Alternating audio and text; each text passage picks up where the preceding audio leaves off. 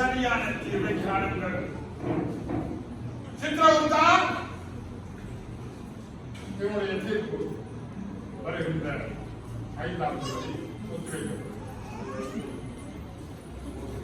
அதுவரை முன்னோடு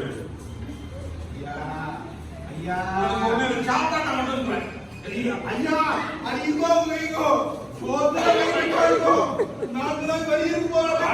அடுத்த வழக்கு கொண்டு வா பிள்ளைகளுக்கு நகரும்போது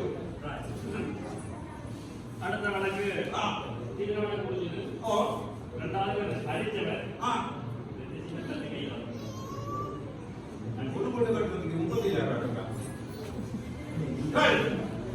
அடிக்கிறது அடிக்காமல் அடிவாங்காத எந்த வாக்கியம் அடிக்கிறது விட நாங்கள் திருப்பி குறப்போம். ஒருத்தர் மீது வன்முறையை பிரயோகிப்பது ஏமதர்ம சமயம் இருக்கக்கூடாது என்பதை உனக்கு தீர்ப்படைகின்றேன். அவன் என்ன செஞ்சுவா தெரியுமோ? தண்ணி இருக்க போனா சும்மா போற இல்ல, அங்க 10 குரணி கதை கிடைக்கிறது. இங்க கடைக்கு போனா சும்மா வரது இல்ல, கடைக்காரனோட இழிச்சு கிடைக்கிறது. பள்ளிக்கூடத்துக்கு போனா சும்மா இல்ல, மாஸ்டரோட மசிச்சு கிடைக்கிறது. இப்படி நான் எத்தனை கதை இந்த காலேஜ் வருது, இப்படி அவன் கண்டுபிடிக்க முடியுது. எத்தனை பேர் என்ன கேள்வி கேட்கிறாங்க. முதல் உங்களுக்கு தெரியுமே, ஐயோ அப்படி பண்ணா உங்களுக்கு தெரியும்.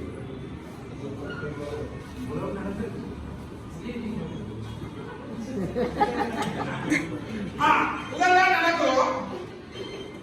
நான் கேள்விப்படுறேன். என்ன சொல்றாரு? அவர் என்ன சொல்றாருன்னா, இப்படி எல்லாம் செய்தபடியா அவர் அடிக்கலாம். நீங்க கல்லுக்கடையில நின்றா அவங்க அப்படித்தானே செய்வாங்க. நீங்க கல்லுக்கடையில போய் நின்றா அவங்க அப்படித்தானே செய்வாங்க.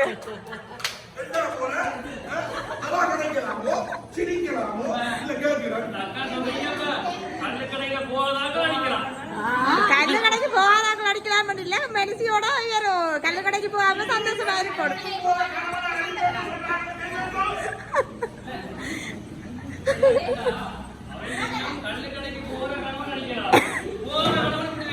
எல்லாரும் தானே போயிடும். இப்ப எல்லாரும் தானே போயிடும். கல்லு கடைக்கு இல்லைன்னா சொன்னா அவரணைக்கு போயிடும், வேற பாருக்கு போயிடும். கூடுதலா 190 போயிடும் தானே.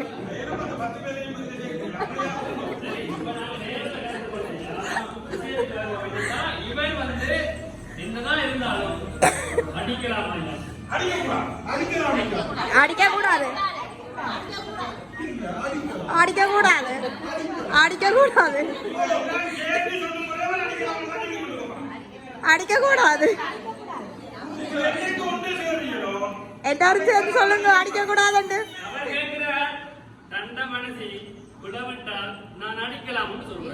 இல்ல அடிக்கலாம். அப்ப கணவன் புலவிட்டா மனசி மேரம் அடிக்கலாம் தானே. கணவன் புலவிடாக்க மனசி மேரம் திரும்பி அடிக்கலாம் தானே. அப்படி என்றா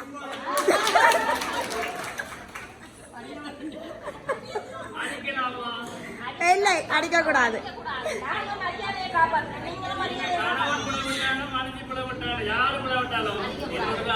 அடிக்கிறாது.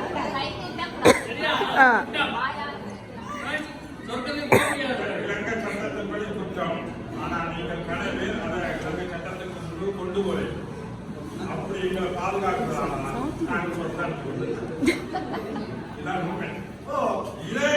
நீங்கள் கதைக்க தொடங்குங்கள்.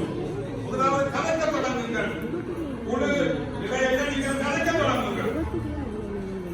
அந்த நீதிமன்றத்தை இப்படி கேட்கப்படினும் இந்த கடையில இந்த உறுப்பு இருக்கின்றதை இவ்வாறான விடயங்களில் உங்கள் குழுக்கூட்டத்தில் நீங்கள் கதைக்க தொடங்கினால் இந்த குற்றத்தை பாதி குறைவதற்கான சந்தர்ப்பம் இருக்கு. என்ன தெரியும்?